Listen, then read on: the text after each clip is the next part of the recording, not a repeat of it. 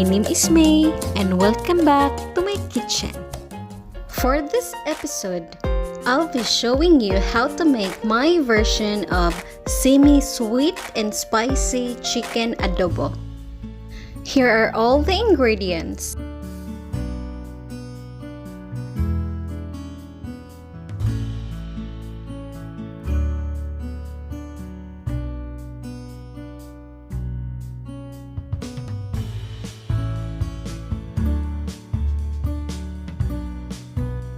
Chili powder, paprika, ground black pepper, salt, honey. This is optional. Kung wala kayong honey sa bahay, pwede kayong gumamit ng sugar.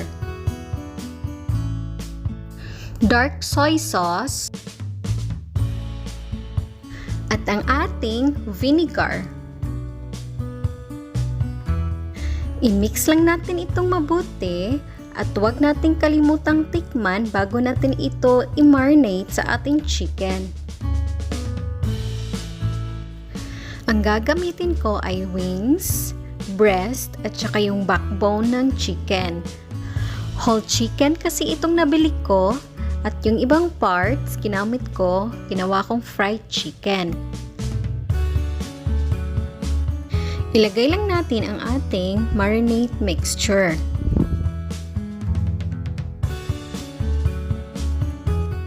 Haluin lang natin itong ating mga manok para mag-absorb ang lasa sa ating mixture.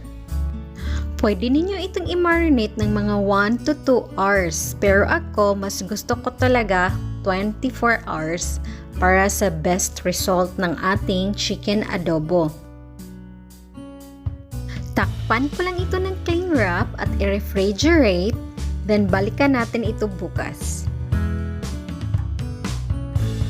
Finally, pwede na tayong magluto at ito yung mga kakailanganin nating ingredients.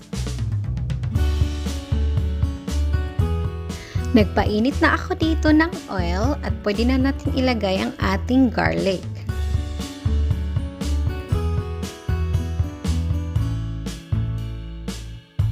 At ating isunod ang ating chicken.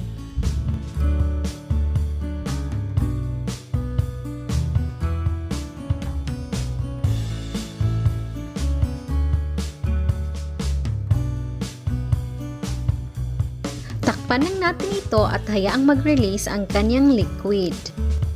Low heat lang ito para maiwasang masunog ang ating chicken.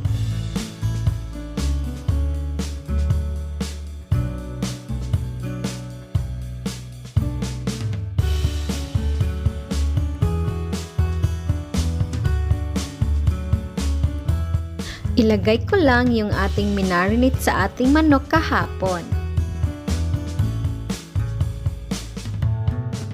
Bay leaves or dahon ng laurel at ang ating peppercorn. Maglagay lang tayo dito ng hot water. I-simmer lang natin ito in a very low heat para ma-achieve natin ang perfect tender na chicken adobo. Takpan lang natin uli ito hanggang sa mag-reduce ang tubig.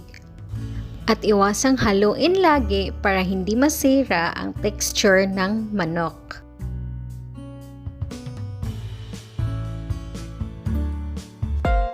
Ready to serve na ang ating semi-sweet and spicy chicken adobo. At sana nagustuhan ninyo ang ating recipe today.